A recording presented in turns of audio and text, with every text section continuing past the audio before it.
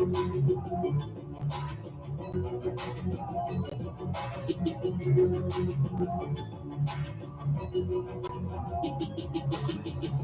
you know that this country is just a corporation? A police state that won't tolerate insubordination? Did you know your birth certificate is just a receipt? You were born on a tax farm. Isn't it sweet? They brainwash you with the TV, then enslave you with debt.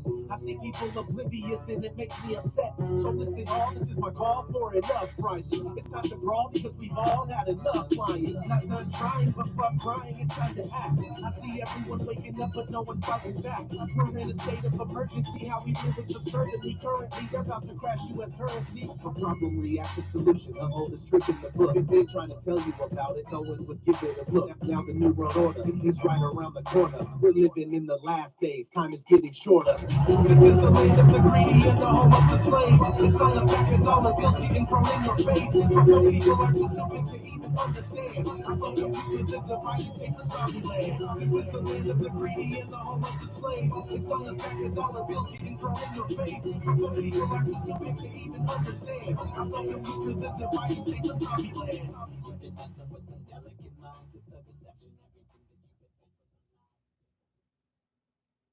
United Slaves of Zombie Land. That's right. Or as I like to call it, the Jew-United Snakes of America.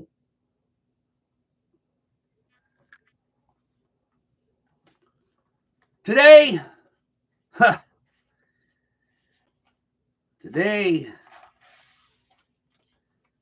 we're going to be delving into a topic that most people have no idea what it's about.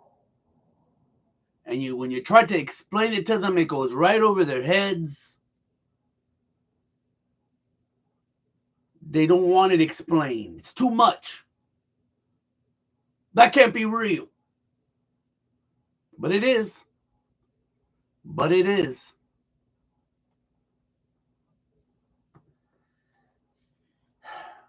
Gnosticism. What the hell is it? Well, hopefully by the end of this stream, you will know. Once again, I'm reading out of William Cooper's Mystery Babylon series, transcribed.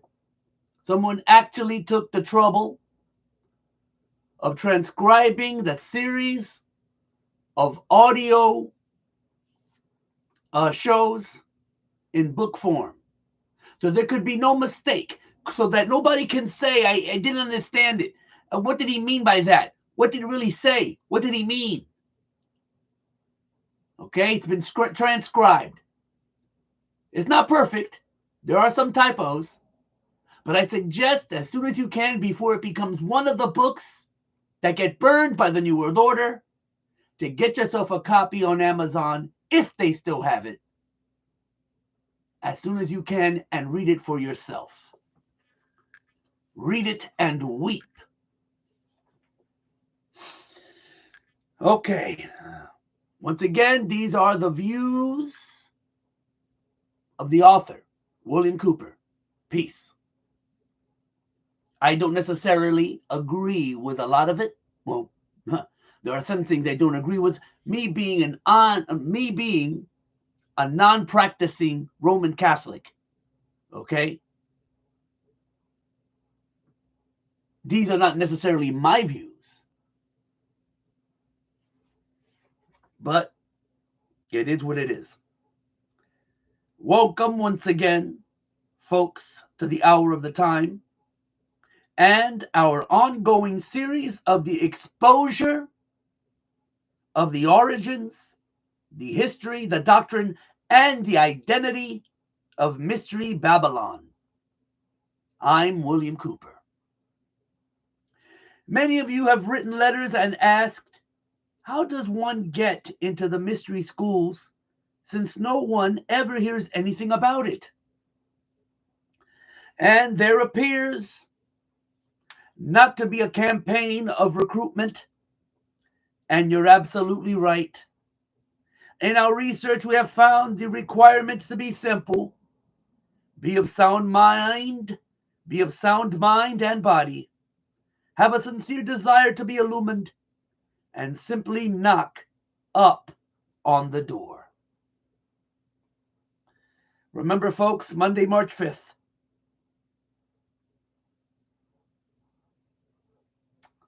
And he's talking about an appearance that he would be making. Well, to continue, remember that the first religion in the world was the religion of the worship of the heavens.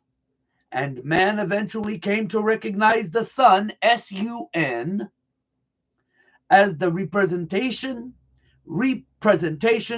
of the power and the ability of the hidden God of the universe. The invisible God of the universe, the all-powerful creator of everything. But man, as he gained his intellectual ability, began to look toward himself, toward the intellect as that God. And the sun, S-U-N, and I purposely spell when I say the word sun so that nobody can get confused. Because a lot of you so-called phony fake Christians automatically think that I'm talking about Jesus. So I have to specify it clearly so you don't get confused. And the sun, S-U-N,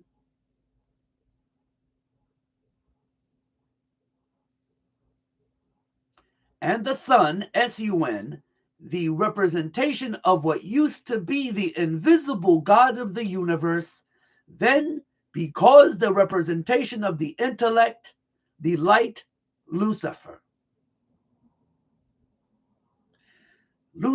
And man began to worship the Luciferian philosophy. It is a philosophy. Now go back and watch The Lion King when the two animals and Simba are singing Hakuna Matata. And in the lyrics it says it's a philosophy. Y'all better wake the fuck up. And it wouldn't surprise me if Hakuna Matata actually meant the New World Order. It would not fucking surprise me. He believed these people who call themselves the guardians of the secrets of the ages. Oh, and before I continue, I watched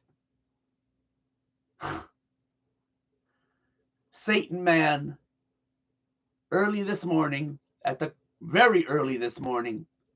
So be on the lookout for my review. I still have to think about what I watched. What a mess. What a fucking mess.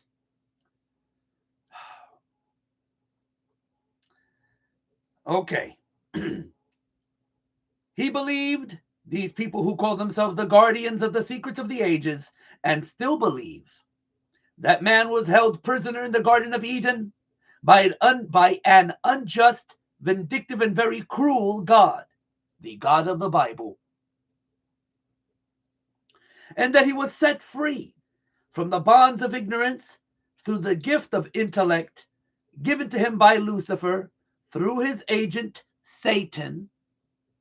Now, many people believe that Lucifer and Satan are the same individual entity, and they may be. I don't know the answer to that. I just know what the mystery schools believe. And I know what I personally believe, and what I personally believe doesn't have any bearing on anything. Knowledge, the truth, is what counts. And that's what we're trying to get to the bottom of here. Now, eventually, this philosophy of worshiping the intellect or wisdom or the mind became known as Gnosticism, and the followers of Gnosticism began to be known as the Gnostics. An extraordinary number, folks, of exceedingly bizarre talismans talismans, and inscribed stones bear witness to the power of the secret Gnostic organizations which flourished in various forms during the few centuries immediately before and after the rise of Christianity in the Middle East. You see, one of the oddest emblems of these schools was the figure of Abraxas. Now that's a human body clothed in a Roman soldier's garb, wielding a battle axe, as if as threatening an enemy. Now, in its left hand, it carried the elliptical shield upon which the words of power IAO and Saboth were sometimes written. The head of this fearsome being was that of a cock, a rooster. For those of you with perverted minds, with open beak. Now that symbolized the rising of the morning sun, because the cock crows with the sunrise. For legs, it had twin serpents. Let me repeat that. For legs, it had twin serpents. The serpent, throughout history, has always been a symbol for wisdom. Cobra, la la la la la la la la la la la. Remember that? Remember that? Those of you around my age who used to watch that G.I. Joe cartoon know exactly what I'm referencing. The serpent throughout history has always been a symbol for wisdom, the gift of intellect, coiling to either side. Underneath the figure sometimes lay a conventionalized thunderbolt. Now, who was Abraxas? His name, in accordance with Kabbalistic computation, is decoded to mean 365. Isn't it absolutely incredible that every single time we investigate one of these, it leads directly to the sun, S-U-N. For 365 days are the number of days in the year, or the exact number of days that it takes for the Earth to make one revolution around the sun. Amazing.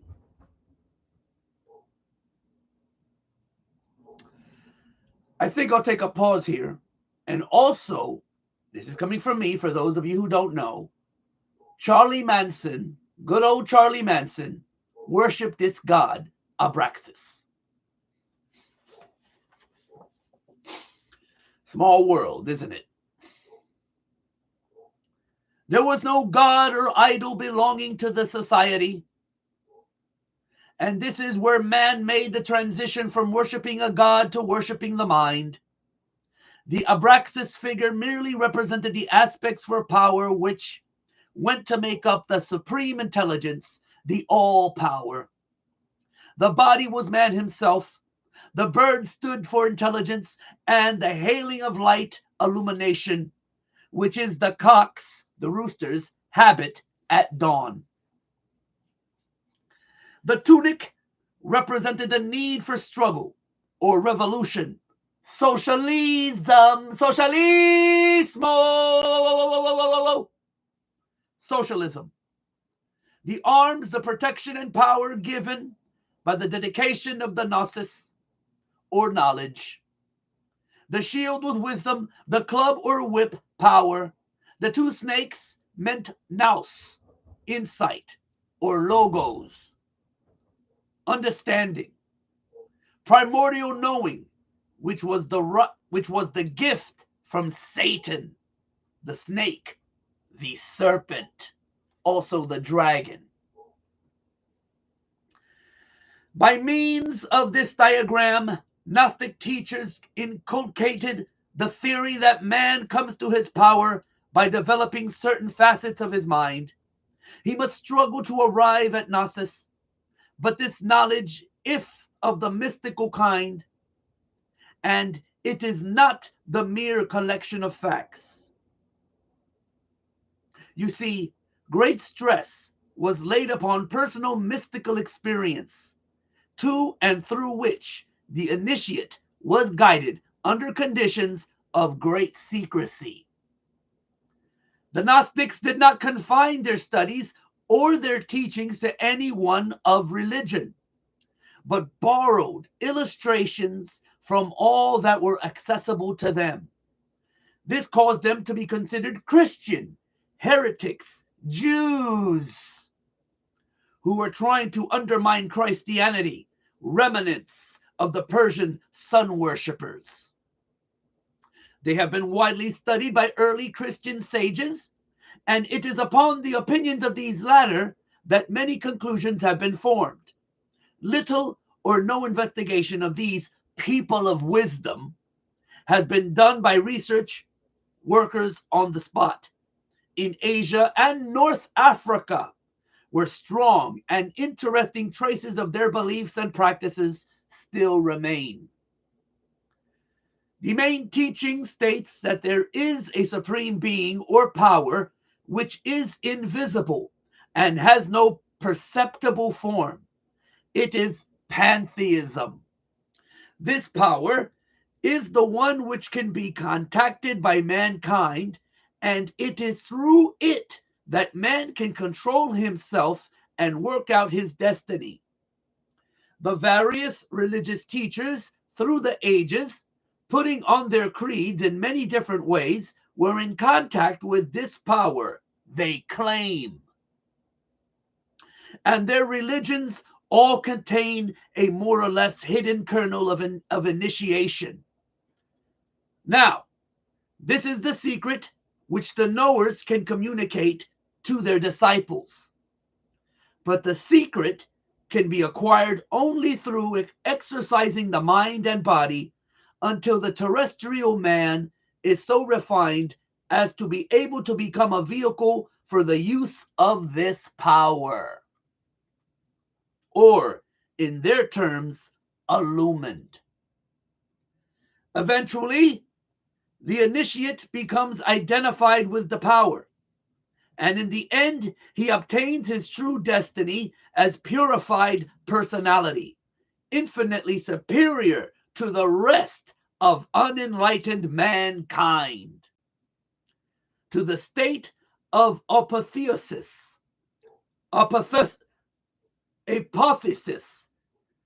where he himself is God. Go read that Genesis again. Go read Genesis again.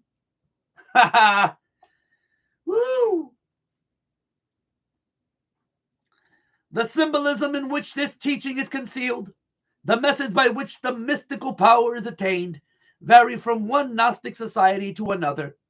But the constant factor is there, the attainment of that which humankind unconsciously needs. You see, the Gnostic claims that within every man and woman there is an unfulfilled urge which cannot be given expression in the normal way, because there is social means by which it can be fulfilled.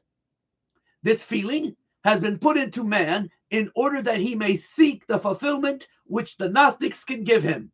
His search for completeness in love, trade, professions, theology is vain and unsuccessful.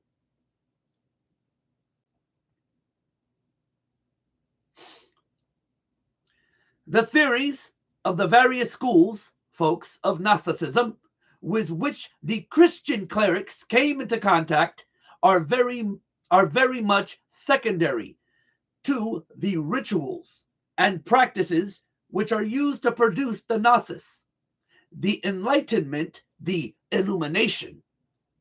This has not been fully understood by too many people, who devote much space to trying to work out the beliefs of the knowers by a perusal of their writings, or by reports which had been given them by others.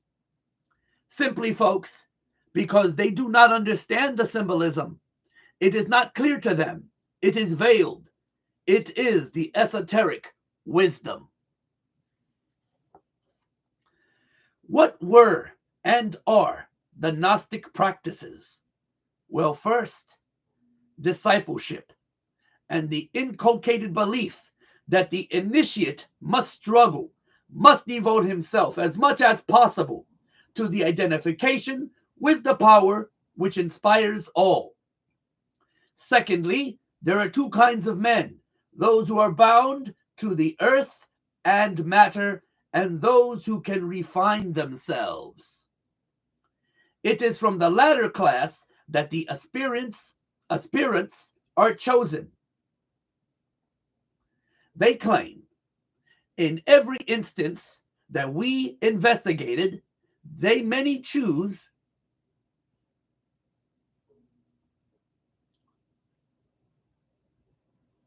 I'm going to read it the way it says it, but it might mean may.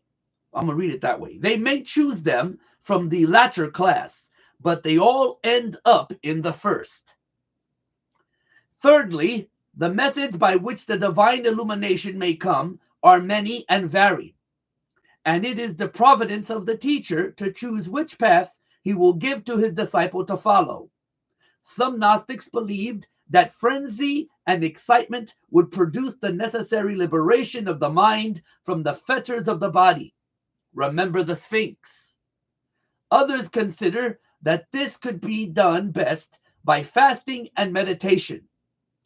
Present-day Gnostic practice in the East has it that different methods suit different temperaments, and this could be one cause for the historical confusion as to which branches of heretics practiced what. The Gnostics believed themselves to be intellectual aristocrats. Their knowledge was only for the few who were ready to receive it. And that's why they do not recruit. You must knock at the door, and you and only you know when you are ready to receive it. And this is what made them a secret cult, not the fear of persecution.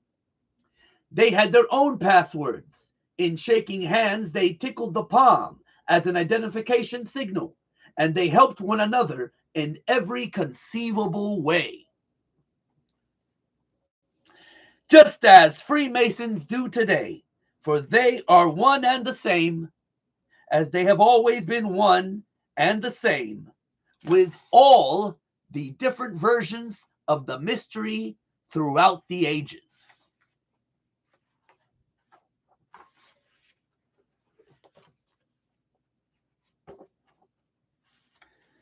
Let me take, you know what? I might not even have to review. I might not even have to review the Superman movie. I might just be able to do it here. Because everything I've been explaining so far, everything I've been talking about so far, reading from, is exactly what the goddamn Superman is going through in the goddamn movie. Isn't he suffering like a motherfucker throughout the whole damn movie so that he can come out perfect? Maybe that's what we're watching. When you watch the movie, that's exactly what he's going through. Initiation. What's the number of the man? 666.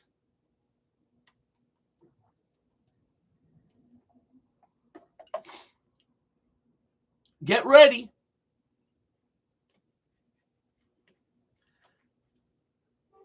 And there is an obelisk in the movie, just like there was in Batman 89, just as there was in Superman 78.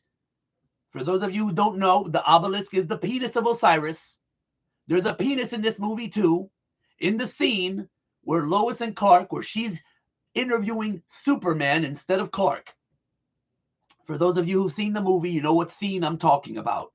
In the background on a shelf is the penis of Osiris. Now, some say they could not. Now, some say they could not be pantheists. That the doctrine was secondary to the experience of religion, and that the theologians and ordinary priesthood of any religion did not approve of that.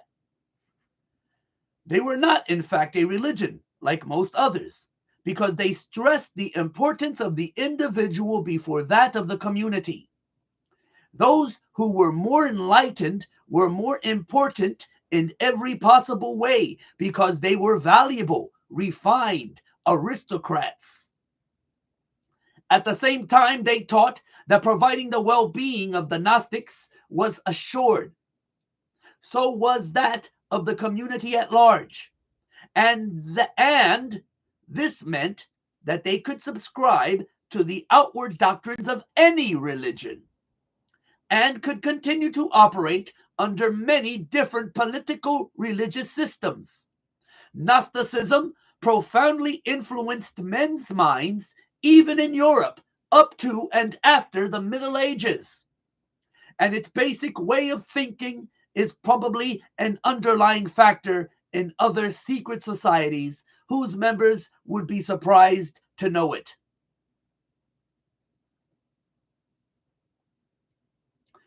Because the pyramidal organizational structure of membership of these organizations means that nobody below the top, the very top, really knows anything of the true religion and the goals of the society to which they belong.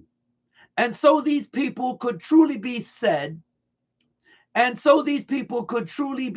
to be the greatest group of followers and fools in the history of the world. For they think they are illumined, but in fact, they were never given any real secrets. And only those at the top truly know what is really going on. Terrible obscenities and other crimes have been laid at the door of the Gnostics by the early ecclesiastical writers. Although there is little doubt that some of them did believe in mass ecstasy, it seems unlikely that their secrets were well enough known to enable the commentators to assess them.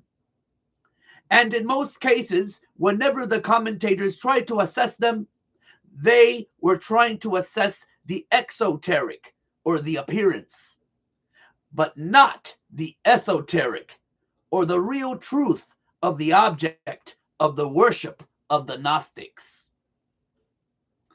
The belief that certain special men could control their destiny and obtain extra powers, thought, dedication to Gnostic practices meant that inevitably there was a belief in magic. Remember, on previous shows, we discussed that belief in magic. Magic is real, folks. I have seen it work. And it is not to be played with or laughed at or scoffed about. It is dangerous, extremely dangerous. Again, I repeat what I've said in the past. This is not entertainment. This is not a hobby. This is real shit that's going on. If you treat this stuff, this information, this knowledge as entertainment or a hobby, you're going to regret it. You're going to regret it. The myriad Gnostic gems, inscribed stones, decorated with serpents, Kabbalistic names, and the rest, are more likely to be proofs of initiation and talismans than mere identification tokens presented to ensure admission to meetings. And some authors have thought, the reason for supporting this is that, one, the gems are very similar in many respects to talismans in use by other communities, including the ancient Egyptians. And two, they can often be interpreted as containing magical messages or diagrammatical invocations.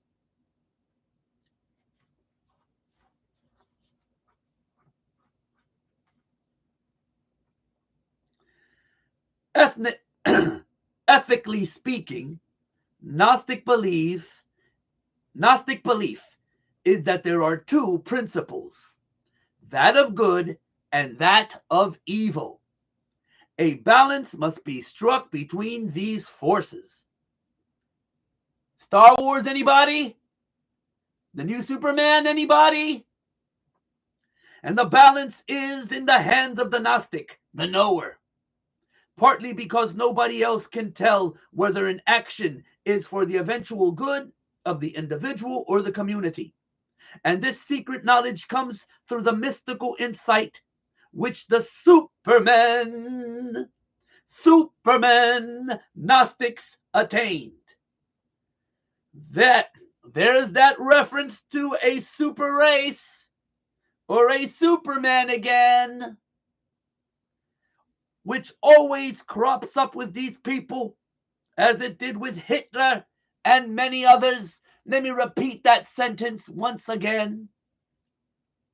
There's the reference to a super race or a Superman again, which always crops up with these people, as it did with Hitler and many others. The master race, the chosen people, there's no difference.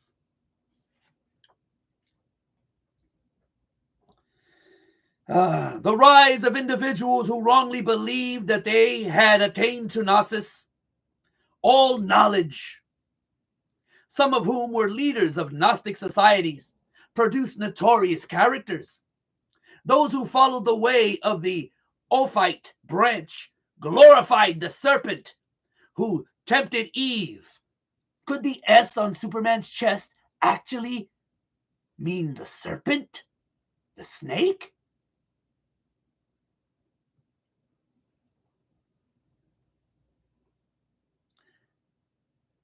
Those who followed the way of the Ophite branch glorified the serpent who tempted Eve, and they still do that today.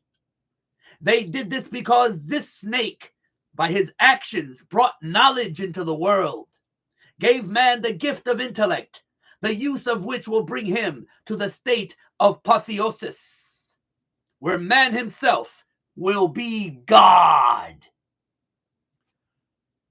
What did Superman find out in this new movie? That his parents actually sent him to Earth to be the ruler? To conquer them? To be a god?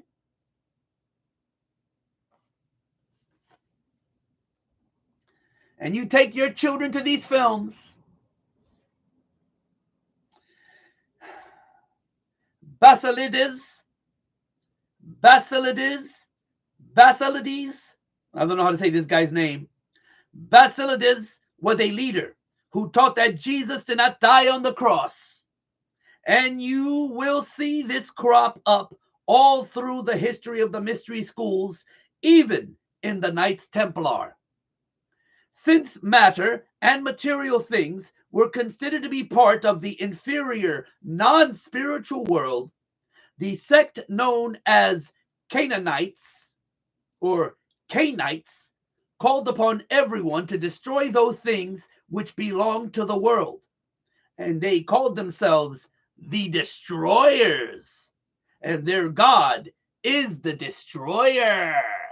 And Napoleon Bonaparte's name means the new Destroyer. They put these destroyers in power. And they do their job. They do their duty. They complete their oath. And you think you're electing a president. Look like some people couldn't handle the truth of what I've been saying, so they got off. But that's okay. You'll come back. That's guaranteed. These deviations and aberrants have attracted the greatest attention, as is natural. And the quieter teachers of the creed have received less attention. The pious horror with which the less respectable Gnostics were viewed by the early Christian fathers has stamped itself forever on Western literature and belief about the enlightened ones. But in more than one place in the Middle East, as well as in small groups in Western Europe, there are still followers of various schools of Gnosticism. They mainly follow the ideas held by Valentinus, and with some variations. And this school teaches its initiates that matter is more evil than good, that man must be purified by mental concentration, that after death man will rejoin that from which he has been severed, and will be unified with those he loves. Sound familiar, huh? They also believe that all matter will eventually be destroyed by fire. Huh. And if they have their way, that could be absolutely true. The Mandeans, a small but tenacious community which dwells in Iraq, follow an ancient form of Gnosticism which practices initiation, ecstasy, and some rituals which have been said to resemble those of the Freemasons. And of course they do, because they are. In every Masonic temple, you will see somewhere up on the wall a big letter G. And you will see it in their symbology, in their books. You will see this letter G, and if you ask a Freemason, being bound by the oath never to tell you or reveal you the secrets to the profane, which is what they call those who are not initiates or adepts in the mysteries, he will tell you it's for God. But that is a lie. That does not stand for God, for I have researched it deeply all the way up the ladder of the stages of initiation, and at the top, those adepts known as the priesthood know this large letter G to represent Gnosticism. And it is an admission that they are indeed the recipients of the ancient Gnostic. They are Gnostics, and they are looking to attain the Gnosis, through which they will receive apotheosis. And they believe that they are the only ones in the world who possess truly mature minds, and thus the only ones in the world capable of ruling the rest of us, whom they refer to as cattle. Cattle!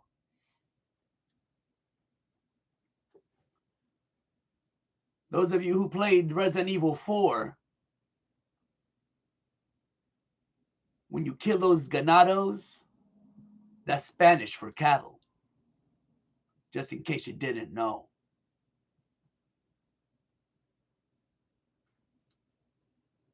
Why is Los Illuminados logo so similar to the Christian cross? You better ask somebody. You better ask somebody.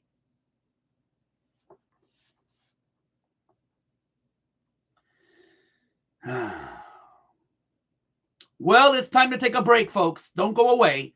I'll be right back after this very short pause, and so will I.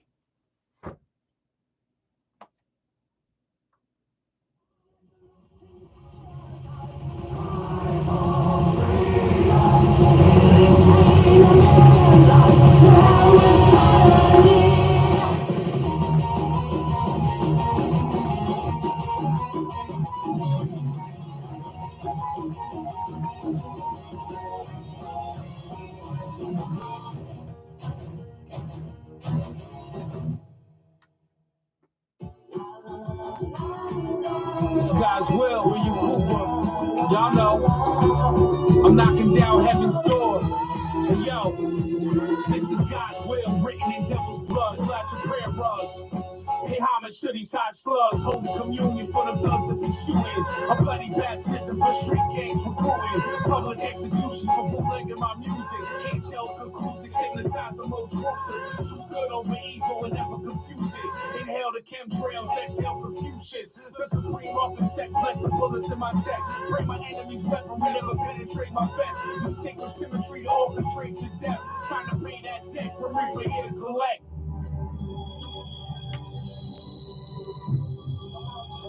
Will not hide you. The dead tree will give no shelter. Can you say amen? These are the end of times, and for the sinner there will be no end.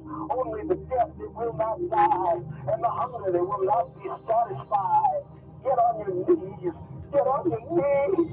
Get on your fucking knees. On your knees begging for forgiveness. They go to play by play to Reaper's visit. Lurking in the shadows, chasing death is his passion. The sick covers his face like a Templar assassin. He sits on the throne of skulls, a game of bones. His signals a scepter, all out of tombstones. Behold the pale horse, chapter 6, verse 8. Meet the angel of death, stamping expiration dates. Holds a skeleton thug with a skeletal mug. Hooked on killer, taking souls as his drug. Drank 2 cups of blood with resurrector. Orchestrated nightmares in A minor and gatekeeper. The Amityville horror produced the Undertaker. Grave diggers, dig you 6 feet deep to meet Jamaica. Poetically balancing the sands of time. This is so praying till the ghetto repaired its young mind. Today I heard the earth cry for the first time. It was the worst time. Death took my brother Grims to the other side. Constant elevation, positive energy activates constant elevation. You know what I'm saying? No matter what we do, no matter how dark people might think. And Gnosticism is everywhere, even in your music. Some of your favorite singers are involved in Gnosticism, in Freemasonry. But remember, no matter what secret society they belong to, it's all the same thing. It's only one. What was it that the exorcist told the priest in the movie The Exorcist, when he told them that the girl was manifesting different personalities? What did the exorcist say to him?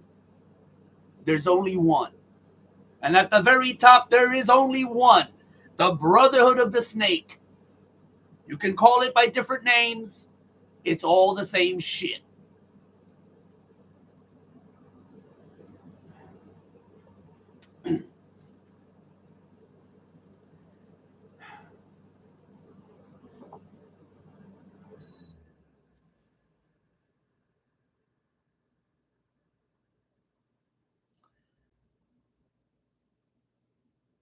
Now, this is Cooper talking about the music he played during his break.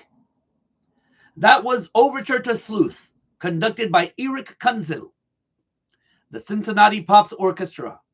Cincinnati is the home of the Order of the Cincinnatus and the Knights of the Golden Circle.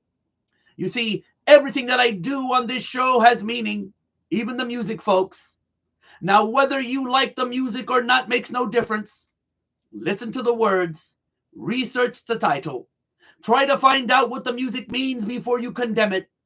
And remember that you're not the only one out there. Your age group is not the only age group listening. So whether you like the music or not, it doesn't make any difference. It all has a message. All has a message, folks.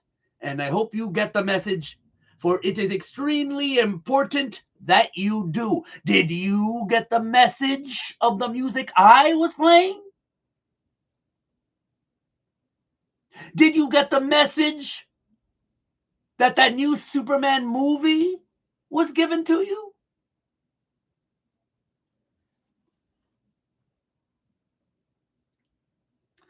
The most detailed account on what was said to be the 7 highest degrees of secret Egyptian initiation was first published in Germany. Not surprised. In the 18th century, this strange and very exhaustive document combines many elements from the ancient mysteries. It seems to come from Greek sources, because many of the words used are Greek, And it could well be that we have here the modern beginnings of an attempted revival of ancient mysteries. Whatever it is not one of those fanciful and spurious ones which used to be printed merely to attract the credulous, because it is plausible in containing the sort of material which might well have formed the content of an initiation and mind conditioning system. And if you understand the secret religions as I do, and specifically the modern ones, you will quickly recognize this as authentic. The earliest version known is in the form of an anonymous pamphlet, probably not intended for public sale, or 30 odd pages, which was printed in 1785. Right in that area of history is momentous occurrences. It was republished in a French translation 30 years later, purporting to be the ritual of the master degree in Freemasonry. And if you know anything about the master degree in Freemasonry, you will soon see that it certainly is exact in its description. The French editor claims that it is a composite ritual derived from the works of some 15 Greek and Roman writers. This degree, we are told, was open to Egyptian kings and priests alone, and only those specifically recommended by the initiate could enter it. The usual procedure was that the pharaoh himself introduced the candidate to the priests. By them he sent from Heliopolis priests. Oh, wait a minute. By them he sent from Heliopolis, the city of the sun. And you will never escape from the sun, S-U-N, when you're studying the mysteries. To the Memphis priests, from there he went to Thebes. He was circumcised, forbidden to eat pulse or fish, and generally had to abstain from wine. He was put for several months in an underground cave and asked to write down his reflections. After he had done this, he was led to a passage supported by the pillars of Hermes, where he had to learn certain things which were inscribed thereon. As soon as he was word perfect, the Thermophorus introducer came to him with a strong whip to keep the uninitiated at bay. He was blindfolded and his hands bound with cords. Now follow the procedure from the first degree of this elect body. The candidate was led to the gate of men, where the introducer touched the shoulder of an apprentice, Portophorus, standing there on guard. He in turn knocked on the gate, which was opened. When the aspirant entered, he was questioned on various matters by the Hierophant, after which he was led around the Barantha in an artificial storm of wind, rain, thunder, and lightning. If he showed no sign of fear, Menes, the expounder, explained the laws of the Creta Ripoa, to which he had to agree. He was then taken in front of the Hierophant, made to kneel, and vowed fidelity with a sword point at his throat.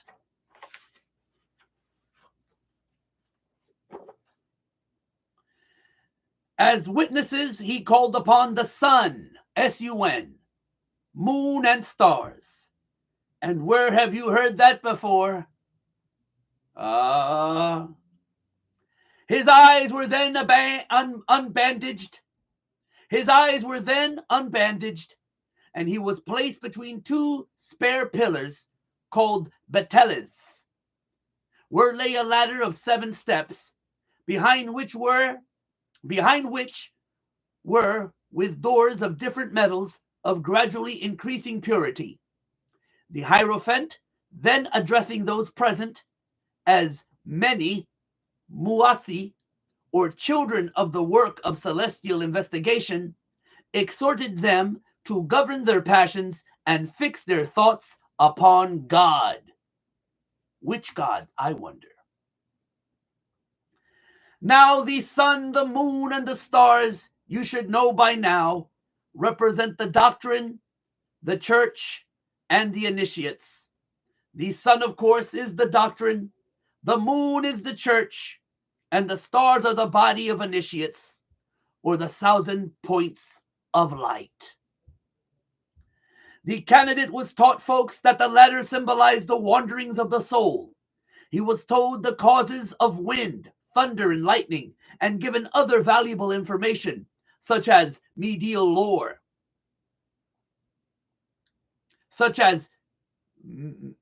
medial lore. He was given the password of recognition of this degree, which was, and I spell it because I don't know the correct pronunciation, AMOUN, meaning secrecy. I'm going to try to pronounce it. Amun. He was taught a grip, given a pyramidal cap, and an apron called Xylon. That's spelled XYLON.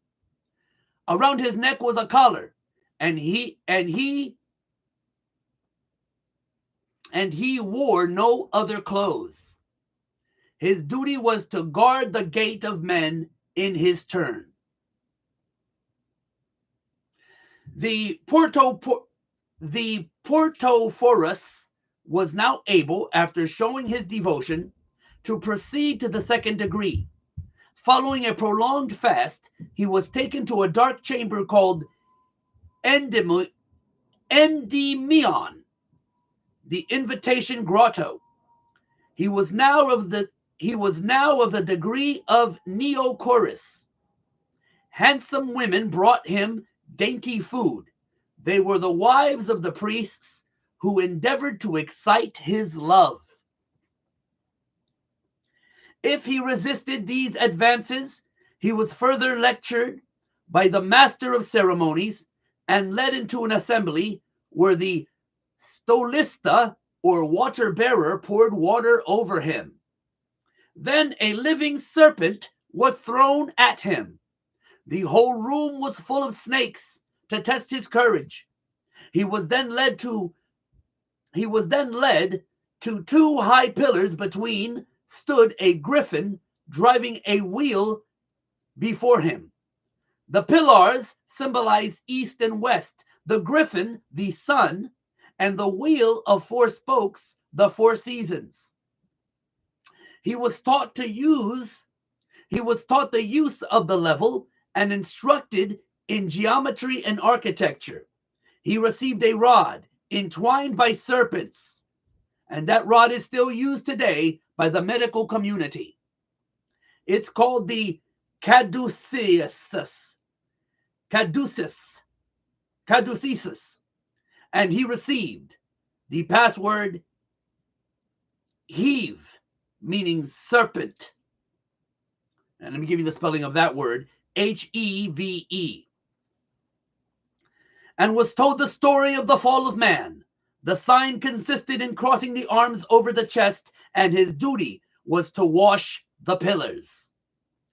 Now, when the initiate was initiated into the 3rd degree, the member was given the title of Melanorphorus. He was led to an anteroom over whose door was written Gate of Death. The room was full of copies of embalmed bodies and coffins. Here, too, were a number of dissectors, embalmers, and so on. In the center stood the coffin in Osiris. The Melanorphorus was asked if he had a hand in the assassination of his master. On his denying the question, he was seized by 2, I don't know how to say this, Tapaziites, or men who buried the dead, and led into a hall where he found all the other melanophores clothed in black. The king himself, who always was present on these occasions, addressed him in an apparently friendly way. Begin him if he did not feel courage enough to undergo the test, nor to be applied to him. This must be a typo. Begin him if he did not feel courage enough to undergo the test, no to be applied to him to accept the golden crown he was offering him. Well, he had already been coached to refuse the crown and tread it underfoot. At this insult, the king called for revenge. Raising his sacrificial axe, he touched the head of the initiate. And in one famous initiation, the king actually beheaded the man. The two corpse carriers threw him to the ground, and the embalmers wrapped him in bandages. All who were present wept. Now he was led to a gate over which was written Sanctuary of the Spirits. Now the initiate was not supposed to be beheaded in that one famous initiation, and I don't know what they chalked that up to. Now, standing before the gate, the initiate waited. On its being opened, thunder and lightning struck the apparently dead man. Charon received him as a spirit into his boat, and carried him to the judges of Hades. Plato sat on his judgment seat, while Rhadamanthus and Minos, as well as Atheon and Nicias, Alastor and Orpheus, stood beside him. Very severe questions were put to him as to the former life, and finally he was sentenced to remain in these subterranean vaults. Now remember, this was an initiation which sometimes lasts for months and even years. The bandages were removed, and he was told not to desire blood, never to leave a corpse unburied, and to believe in the resurrection of the dead and the judgment to come. Now remember, this was long centuries before Christianity. Are you really practicing Christianity?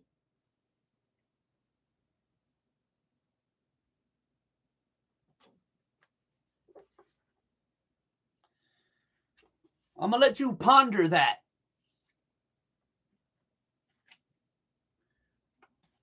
You better ask somebody. You better find out what you're a part of. You better rethink what you have been told to believe.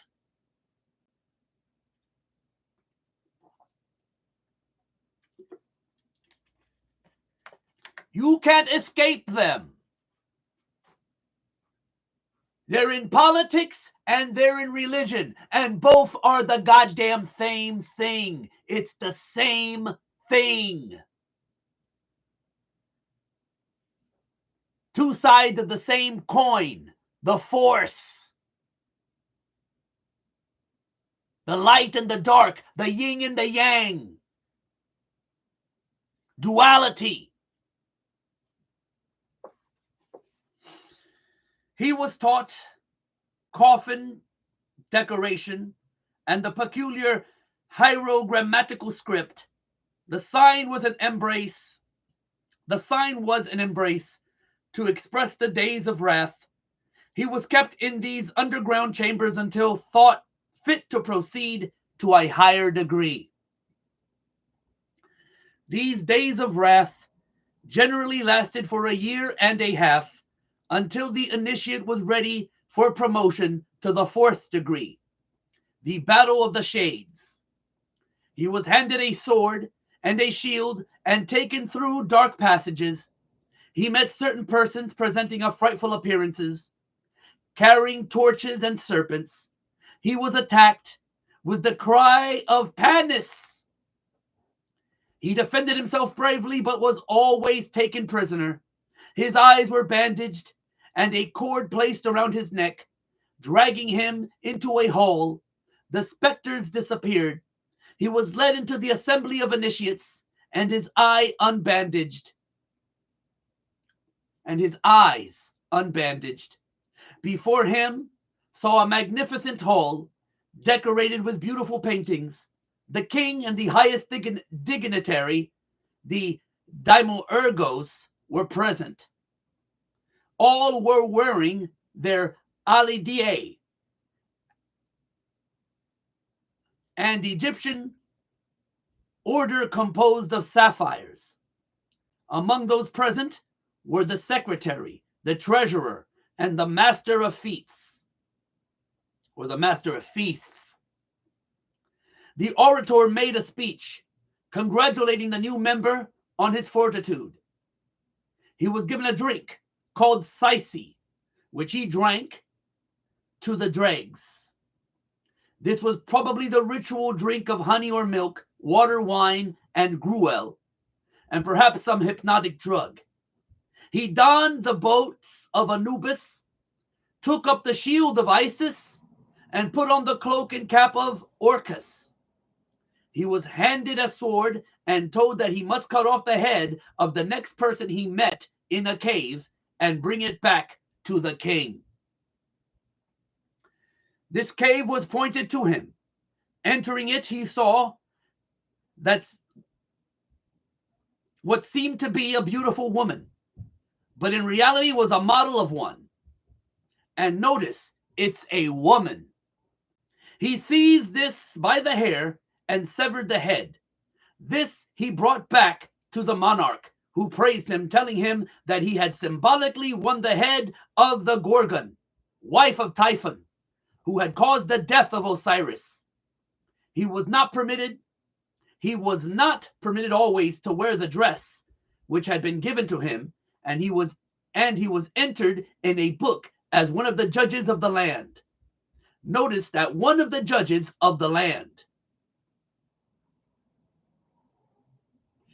He was able to communicate at any time with the king and received an allowance from the court. He was invested with an order, that of Isis, in the shape of an owl. And you saw that little mechanical owl in the Clash of the Titan movies with just a little cute little sidekick.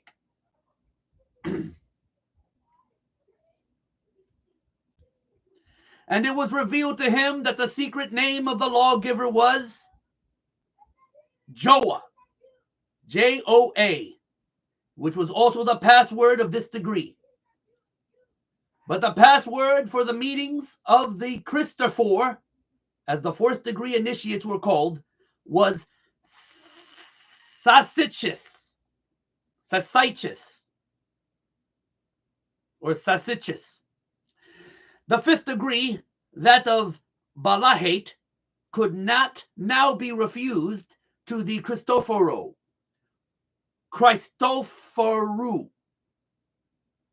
He was led to a hall to watch a play at which he was the only onlooker. Other members of the degrees went through the hall as if looking for something.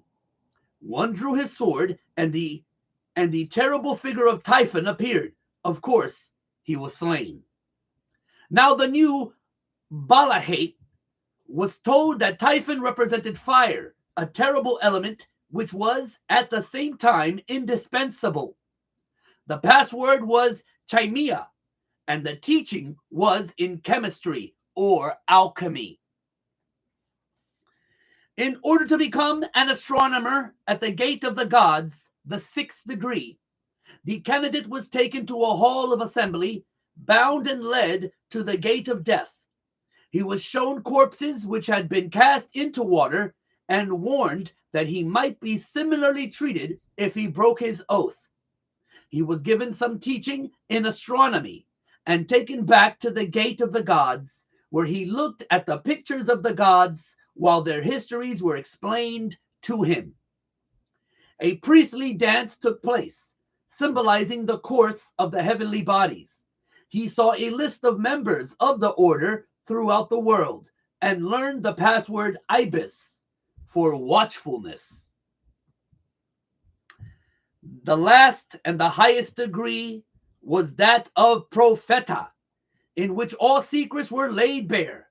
It was conferred following public processions, and when the permission of the king and all the highest members had been obtained. The members secretly left the city by night and retired to some houses built in a square and surrounded by pillars, by the sides of which were placed alternately a shield and a coffin, whose rooms were painted with representations of human life. Now, these houses were called maneras, for the people believed them to be visited by the manes or departed men. The manis or departed men. On their arrival at these houses, the new member, now called prophet or Saphineth,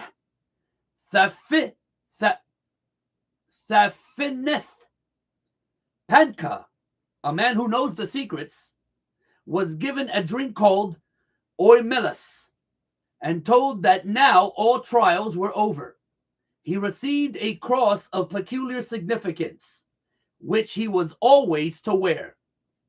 He was clothed in a wide white striped dress called itangi. The usual sign was crossing his arms in his wide sleeves. He could peruse all the sacred books written in the Ammonite language. His greatest privilege was having a vote in the election of a king, and the password was Adan.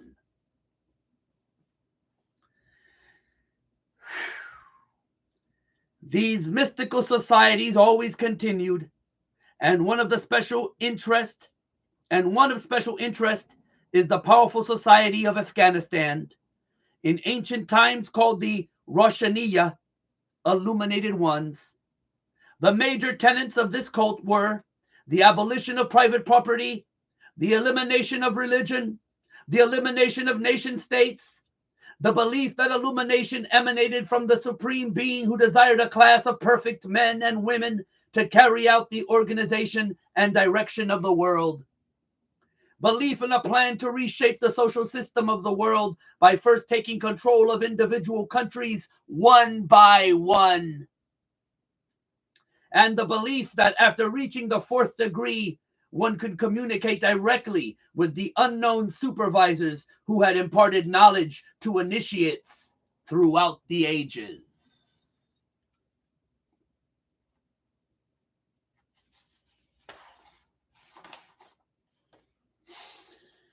The Roshaniya also called themselves the Order.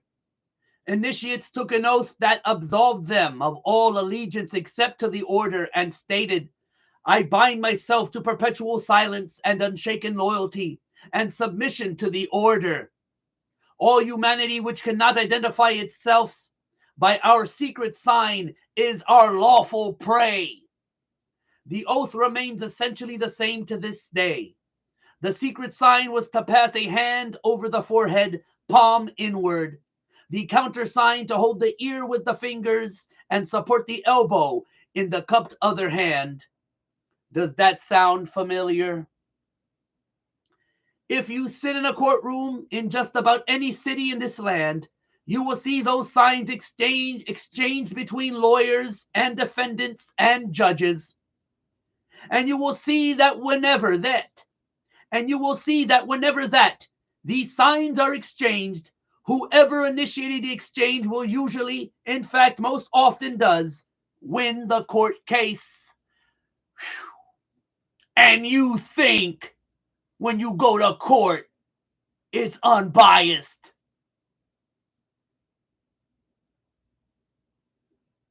Yeah, depending on who you are, depending on your initiation degree, depending on what secret society you belong to.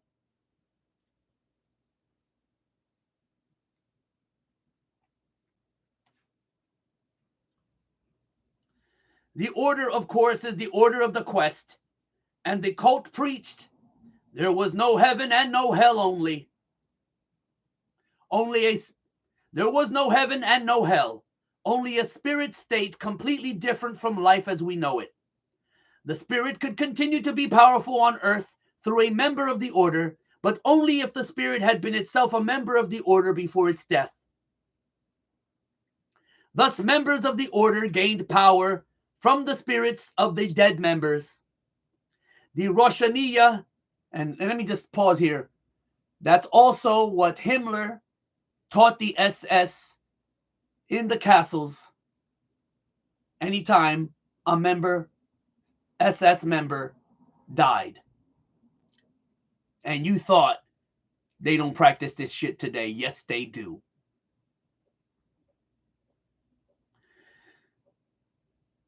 Thus, members of the order gained power from the spirits of the dead members. The Roshaniya took in travelers as initiates and then sent them on their way to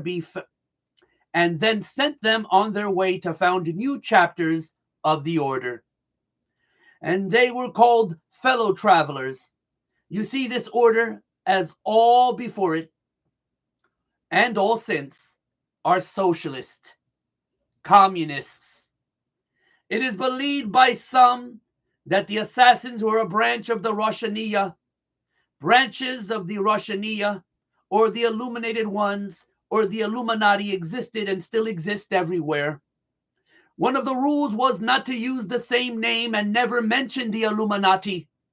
That rule is still in effect today, and it's probably the breaking of that rule that resulted in Adam Weishaupt's downfall. Remember, folks, that we have really only just begun, and you are just beginning to understand, although some of you may think that you do already understand. I can assure you that maybe only a very small minority of you really do. Most do not. We have a long way to go in this history and in your own particular individual illumination. Oh, I just love it. I just love it. Exposing these people who claim that they are doing everything for the benefit of mankind, who really have all the guilt of everything bad that has ever happened to mankind squarely upon their shoulders. Now, if you'd like a packet of information, if you would like to know how to join Kaji, if you'd like to purchase my book, or if you would like to donate. And next time, folks, we're going to talk about the old man of the mountain, and we're going to continue the history of the order through the ages. Good night, and may God bless you all.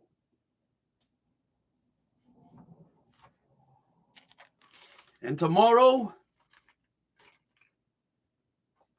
we will be talking about the assassins. Oh, yeah, I know some of y'all out there played the Assassin's Creed games. Well, get ready. Tomorrow you're going to find out the origin of those games. You thought it was just a video game? Ha!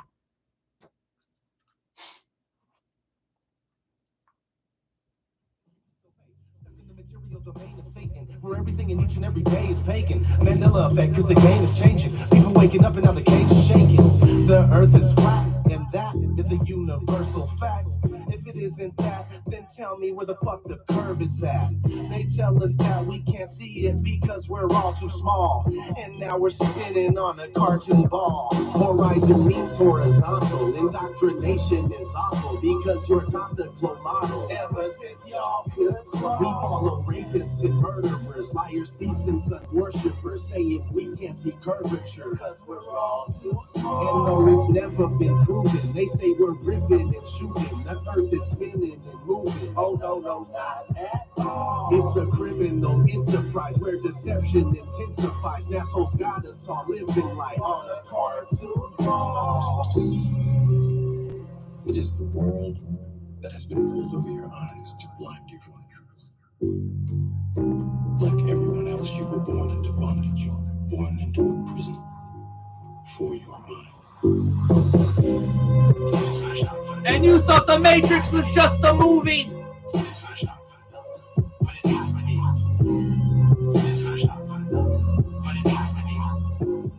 What you're seeing here is a mirage.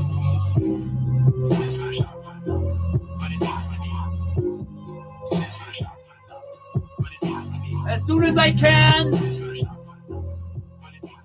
as soon as I start thinking about the mess that I watched today, called the Superman Movie 2025, It's as simple as that.